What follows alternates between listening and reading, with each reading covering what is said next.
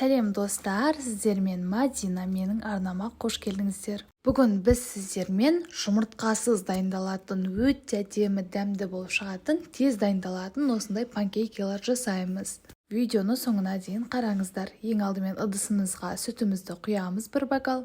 Одан кейін 3-4 ас қасық құмшекерімізді салып, шым-шым тұз қосып, жақсылап қантымыз ергенше венчиктің көмегімен араластырып алатын боламыз.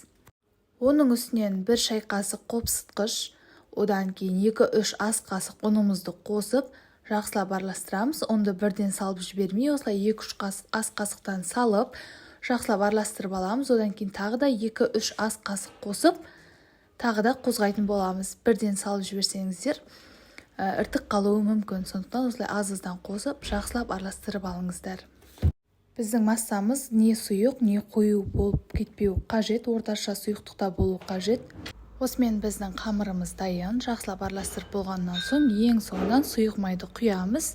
4-5 ас қасық сұйық май қосамыз, тағы да жақсылап араластырамыз. Осымен біздің панкейкіміздің қамыры дайын.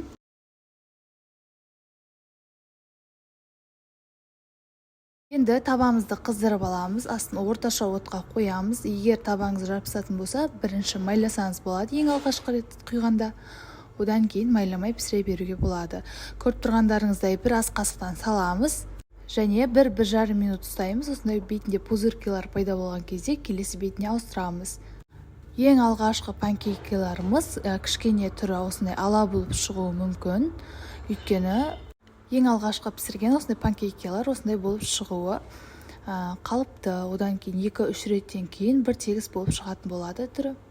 Осылай әр бетін 1-2 минуттан пісіріп аламыз. Асты қызарғанда оттан алатын боламыз. Барлық панкейктарымызды видеода көрсетілгендей етіп пісіріп алатын боламыз. Сонымен біздің жұмыртқасыз өте тез дайын болатын, әрі өте дәмді панкейктеріміз дайын. Міндетті түрде менің рецептім бойынша жасап көріңіздер. Достар, бұдан басқа менің арнамнан көптеген ерекше тез дайын болатын, сәтті шығатын рецепттерді таба аласыздар. Сондықтан, егер тіркелмеген болсаңыз, видеоның астында тұрған подписаться кнопкасын басып, колокольчикті таңдап, все дегенді басып қойсаңыздар, жаңа видео шыққанда сіздерге хабарлама барып тұратын болады. Мінекей, біздің барлық панкейктарымыз дайын болды. Енді осы панкейкті қолдың қаймағымен жесеңіздер, өте дәмді болады. Міндетті түрде осылай жасап көріңіздер. Егер сізге видео рецепт ұнаса, поделиться батырмасын басып, достарыңызбен әлеуметтік желіде бөлісуді ұмытпаңыздар. Астарыңыз дәмді болсын. Сіздермен болған Мадина.